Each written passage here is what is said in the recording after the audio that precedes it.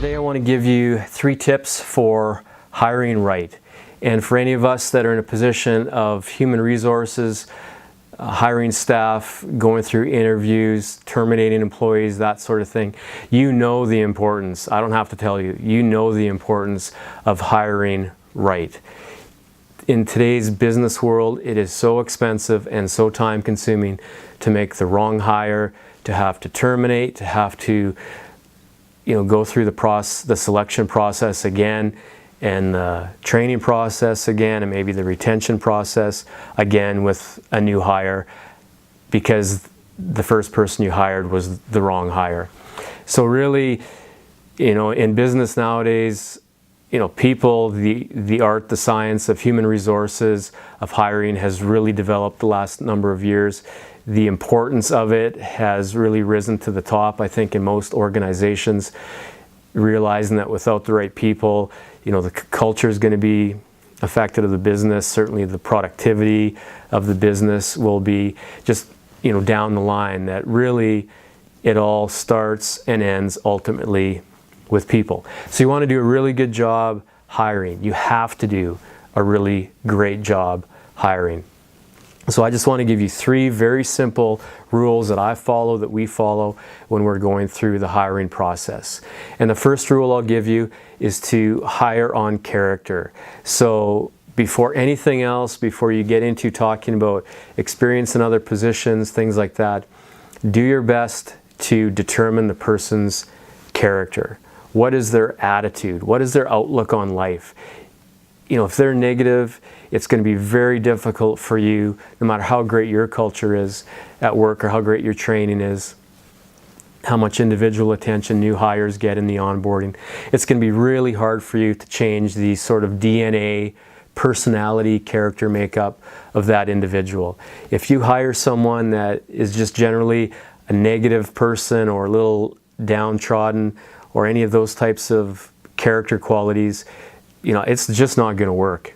I know you're kidding yourself if you think you can change that person and turn their character around, adjust their character. By the time we're in our adulthood, we're pretty well formed, well developed in our character. We're kind of either an apple or an orange. So you want to make sure you hire the person based on character. I always think that if you hire on character, you can teach a high character person to do almost anything in your organization. But if you hire a low character person for your organization, it's really going to be tough for you to get them to do anything in your organization. So, if you remember one thing from this video, remember that. First and foremost, and really first and last, hire on character. If they don't pass the character eye test, don't hire them. End the interview, thank them very much, move on. Okay, so that's 1, hire on character. Second is 2, hire on behavior. And by that I mean, what is their track record of behavior at previous places of employment? And certainly you're going to find that out when you check their references, professional references, but also their personal references. And you really need to design your questions for those character references to try and get to the bottom of what is their behavior like most times. What are their positive habits? What are their not so great habits? You want to know what their track record of behavior is. It's tangible, you can measure it, you can see it. And again, if that person has a track record of a behavior that's sometimes company orientated, sometimes very selfish, sometimes driven, sometimes lazy or not driven. If there's not a consistency of behavior, you really don't know who you're hiring or what you're hiring. So again, if the person that you're planning to interview or interviewing does not pass the behavior track record test, then don't move on. Again, if they've got by the character test somehow, which I don't think they would if they fail the behavior test, but if they fail the behavior test, then by all means, please do not hire them. Don't do that to yourself. Don't do it to the other people in your company. Do not do it to your organization.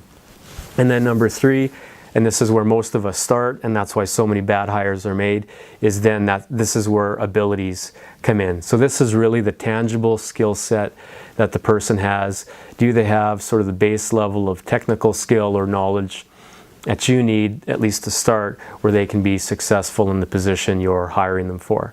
So if they've got 1 and 2 check marks, and 3 they don't have the skills or abilities, then you really need to think carefully, how specialized is this position? How technical is it?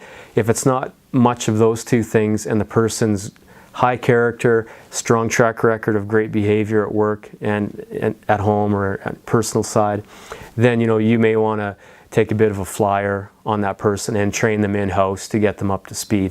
I know I've done that in the past with high character, high behavior people, and have had tremendous results.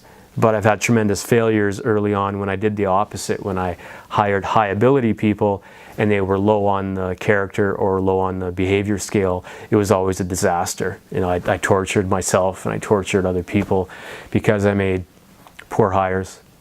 So I've learned this on my own. I think now it's pretty common knowledge, in the human resource science end of things, that this is how you should hire. Certainly this is how I hire, how we hire, and I highly recommend this is how you hire. If you hire this way, you're going to save yourself a ton of stress, ton of aggravation, frustration, money, time, all the things that business owners don't have a lot of. Time and money, most of us, right? You want to save your money, really use your time to where it's most valuable. So making bad hires, going through the process, is very time consuming, very aggravating. So save yourself the pain, please, and follow these things: character, behavior, ability, and skill set, in that order. Follow that, you'll be set. So give it a try. Let me know how it goes in your organization. Great to see you, and thanks for stopping by.